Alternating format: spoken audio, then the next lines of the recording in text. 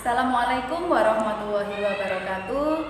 Yang saya hormati Bapak Fasilitator, Bapak Priyandono, dan Bapak Pengajar Praktek, Bapak Nuraji. Perkenalkan, saya Bu Waniti Dawati, CGP Angkatan 7, kelas 80 dari Kabupaten Lamongan. Pada hari ini saya bersama rekan sejawat saya, Bu Eli, monggo. Ya, perkenalkan, nama saya Bu Eli Yuswatul Khairiyah. Saya merupakan wali kelas 6. Pada hari ini kami akan melaksanakan supervisi akademik. Silakan simak video selengkapnya. Selamat siang Bu Eli, bagaimana kabarnya hari ini? Selamat siang Wida, alhamdulillah hari ini dalam keadaan baik-baik saja. Ya, Bu Eli, 3 hari yang lalu saya sudah menyampaikan kepada Bu Eli bahwa saya mendapat tugas untuk melaksanakan supervisi akademik di kelasnya Bu Eli. Siap Wida. Nah, untuk supervisi akademik ini dibagi menjadi 3 tahapan Bu Eli. Yang pertama yakni tahap pra-observasi, yang kedua observasi, dan tahap yang ketiga yakni pasca observasi. Begitu ya Bu Eli? Ya, siap Wida. Baik Bu Eli, pada tahapan pra-observasi ini harapan kita bersama kita akan berdiskusi, bertukar pikiran terkait kesiapan Bu Eli untuk supervisi besok, supaya nantinya supervisi bisa berjalan dengan lancar. Bu Eli bisa mendapatkan manfaat serta pengalaman dalam pembelajaran Bu Eli. Untuk harapan Bu Eli pada percakapan kita pra-observasi ini kira-kira apa Bu Eli? Ya, sebelumnya saya merasa senang sekali Wida karena diberi kesempatan oleh Wida untuk bisa saling bertukar pikiran, kemudian yang nantinya akan bisa mengembangkan saya dalam memberikan pembelajaran. Nah, harapan saya yang paling utama yaitu supaya kompetensi yang saya miliki ini lebih berkembang, terutama untuk menghadapi anak. Luar biasa sekali Bu Eli. Untuk materi pembelajaran kita besok apa Bu Eli?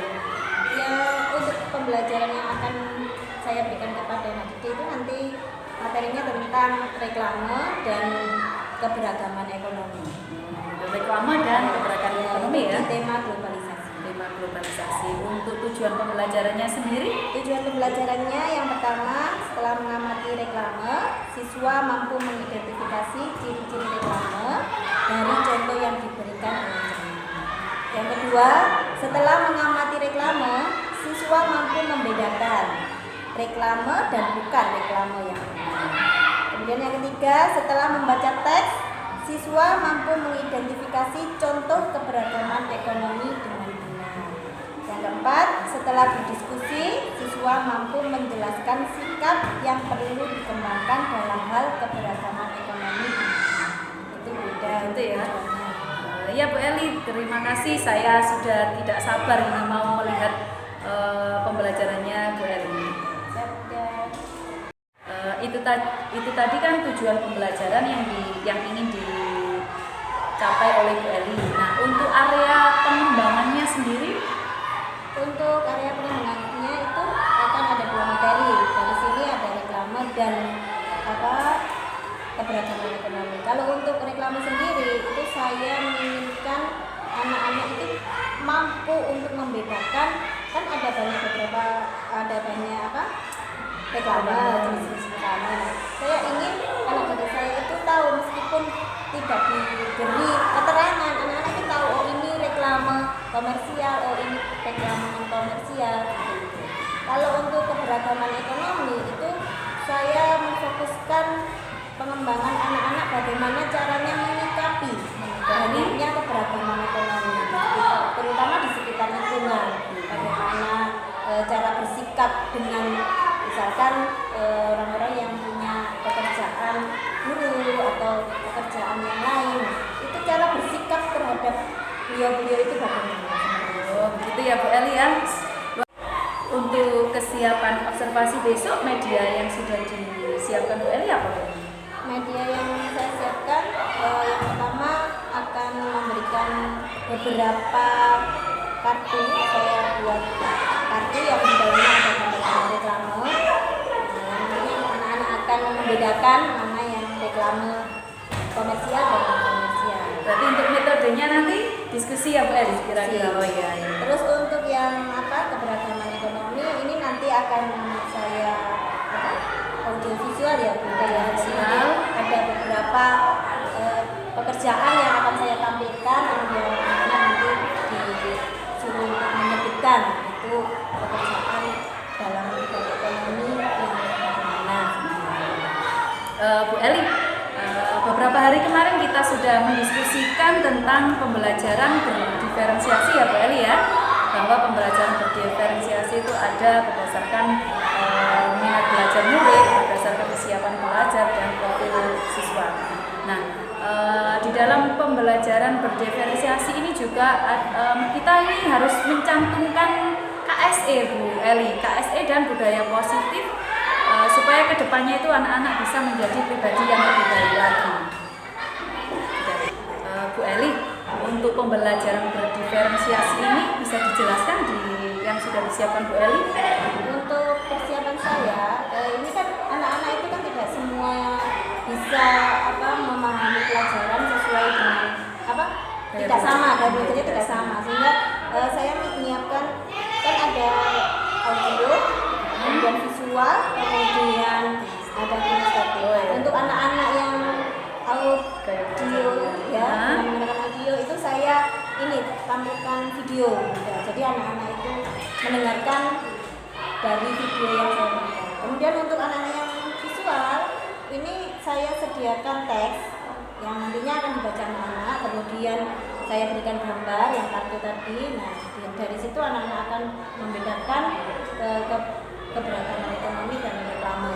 Terus untuk anak-anak yang kinestetik, itu saya langsung ajak meluncur ke sekitar lingkungan sekolah karena memang waktu pembelajaran dan saya langsung ajak untuk wawancara juga. Jadi saya wawancara ke orang-orang sekitar yang pekerjaannya kan berbeda-beda. Nah itu mungkin kalau misalkan ada beberapa anak nanti dijadikan kelompok untuk mewawancara misalkan penjual yang ada di lingkungan sekolah atau yang di pekerjaan-pekerjaan yang ada di sekitar sekolah.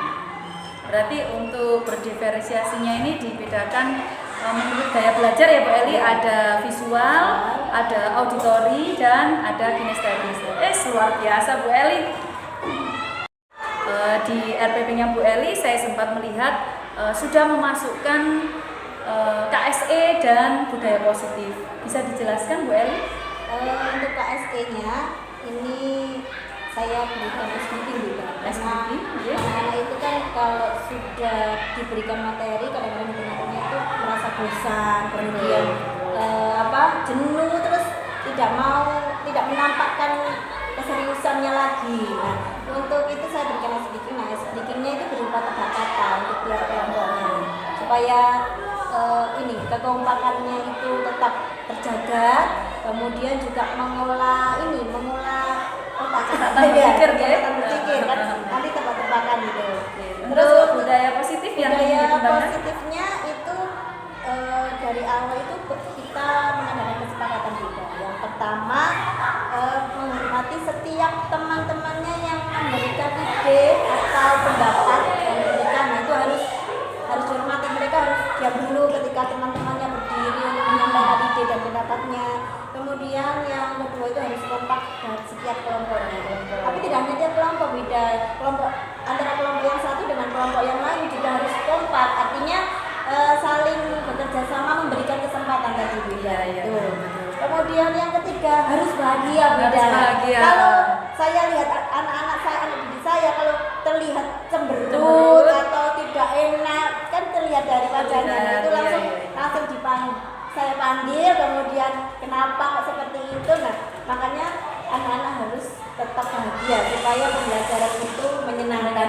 Jadi kalau pembelajarannya menyenangkan, otomatis tujuan pembelajaran sudah tercapai ya Bu Eli ya. Dan masuk ke anak-anak. Betul. Selanjutnya ini pelajaran yang berdiferensiasi produk ini seperti apa? Bisa dijelaskan?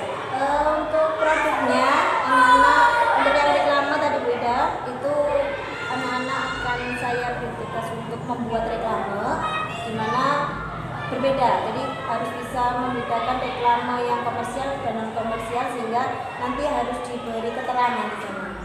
Kemudian untuk yang wawancara, tadi kan keberagaman ekonomi ya Bu. Nah, itu berupa hasil laporan. Hasil laporan, ya. Hasil laporan wawancara.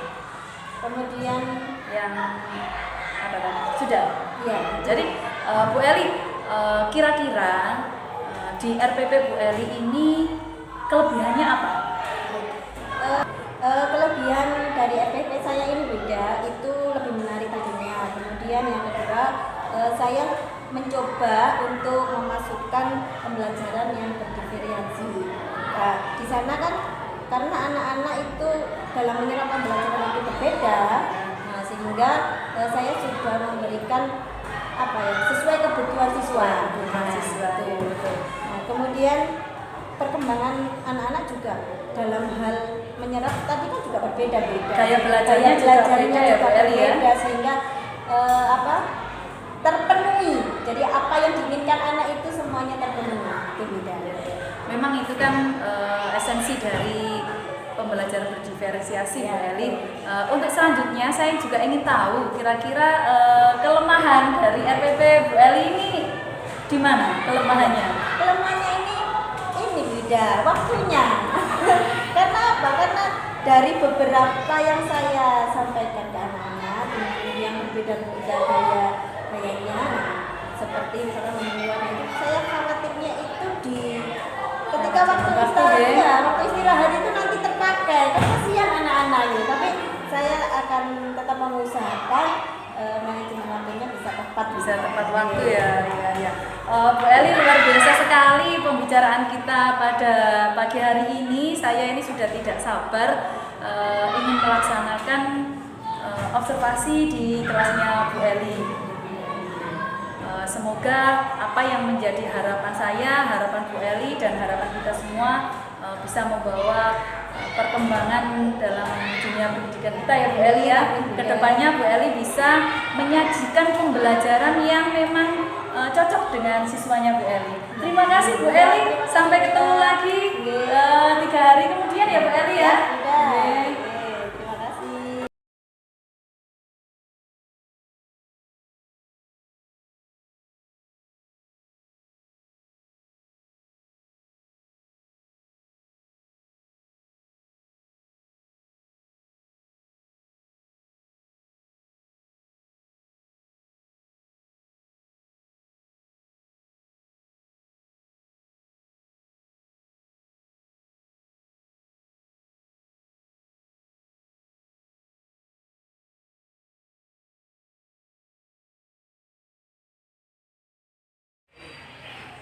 Assalamualaikum warahmatullahi wabarakatuh. Waalaikumsalam warahmatullahi wabarakatuh. Ibu, ini wawancara coaching pasca observasi. Kemarin sudah setelah itu sudah observasi, sekarang observasi ini nanti Bu Wanit dengan Bu Eli, pokoknya jangan gedek Bu ya. Kita santai-santai saja, ingin menggali apa yang sudah dilakukan. Monggo Bu Wanit. Terima kasih Pak Nur. Langsung dimulai saja nggih. Assalamualaikum Bu Eli. Waalaikumsalam. Bagaimana kabarnya hari ini? Alhamdulillah Bu Eli sehat dan tetap semangat ya Bu Eli.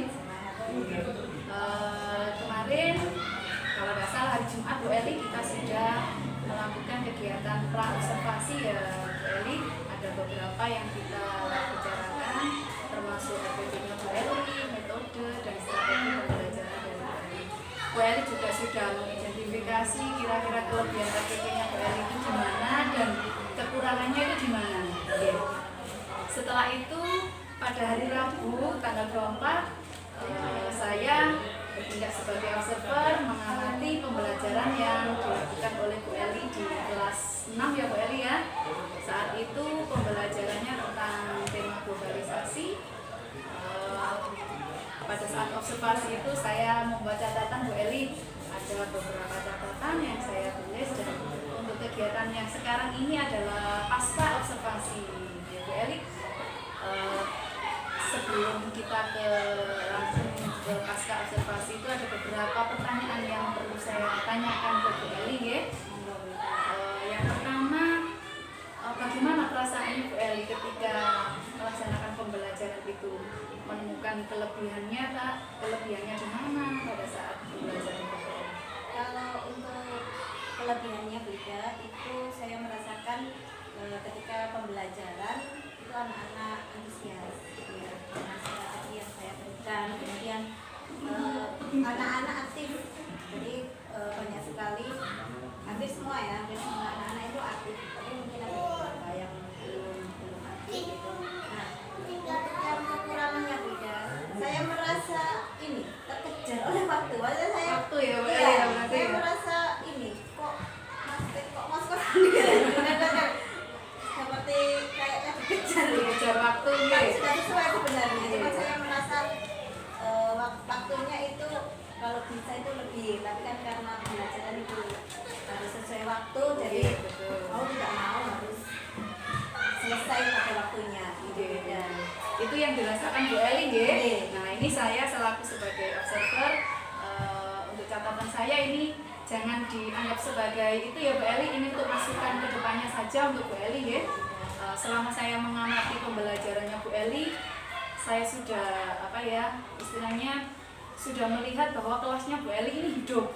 Anak-anak sudah antusias, Bu Elinya juga sudah memberikan pembelajaran berdiferensiasi yang sudah sesuai dengan kebutuhan murid.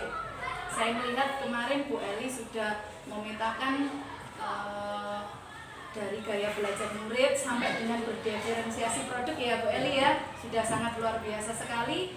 Terus di sela-sela pembelajaran itu Bu Eli juga sudah menyisipkan KSE, kompetensi sosial emosional. Di situ Bu Eli mengajak tebak emosi sama mindfulness. Okay.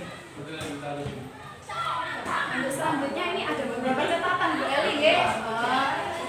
Kelebihannya Bu Eli sudah banyak, namun tetap ada yang menjadi pantauan saya itu. Yang pertama itu kemarin saya melihat memang dari waktu Bu Eli terlihat seperti kejar-kejaran waktu. Oh ini ya anak-anak ini sudah waktunya ini ya. Itu saya lihat caranya Bu Eli untuk memanage waktu supaya pembelajaran anak-anak itu selesai dan tuntas di waktu itu. Oke, mungkin sama dengan yang dijelaskan Bu Eli ya. Yang kedua ini saya melihat ini Bu Eli, pada saat anak-anak ini kerja kelompok itu memang kerja kelompok kemarin kan ada sekitar 5 gitu ya, misalkan 5 anggota kelompok gitu ya. Ternyata masih ada satu anak dari kelompok itu yang terkesan cuma gandol sama kelompoknya. pasif gitu. Iya, pasif. Jadi kok anak ini kok terkesan pasif gitu. Terus sepertinya itu hanya sekedar ogah-ogahan mengerjakan ngikut nilai ya. Dan itu mungkin kedepannya bisa menjadi itunya Bu Eli, catatannya Bu Eli. Terus pada saat wawancara pun ada yang mendominasi ketika bertanya kepada narasumber, itu ada yang mendominasi dan ada yang hanya sekedar, malah ada yang itu tadi gandol, cuma diem saja tidak ikut. Itu mungkin itu yang saya temukan Bu Eli. Nah, kira-kira apa ya temuan saya ini tadi, rencana tindak lanjut Bu Eli ini bagaimana untuk mengatasi itu? Untuk anak-anak ya, untuk siswa ini kalau melihat dari apa yang sudah sampaikan, mungkin akan saya lebih pantau lagi ya, pemantauan, kemudian mengajak anak tersebut untuk aktif gitu. Dalam artian mungkin saya suruh untuk maju depan atau menjelaskan apa yang sudah saya sampaikan itu apa gitu. Jadi biar anak itu lebih aktif gitu. Tapi ya tetap melihat teman-teman yang lain juga, sertakan anak-anak yang lain juga. Jadi Bu Eli akan memberi perhatian ekstra nggih, terus lebih sering menyuruh maju ngoten nggih. Kira-kira ada lain lagi nggak Bu Eli yang bisa dilakukan untuk anak yang kurang aktif ini tadi? Memberikan dorongan atau Ya mungkin bisa saya ini pandu juga juga Nggih. harus ada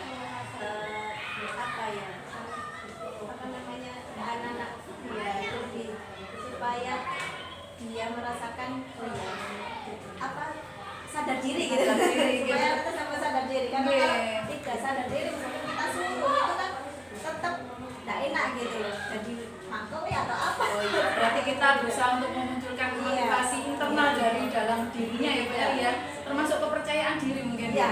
Wah, itu juga penting itu. Oke.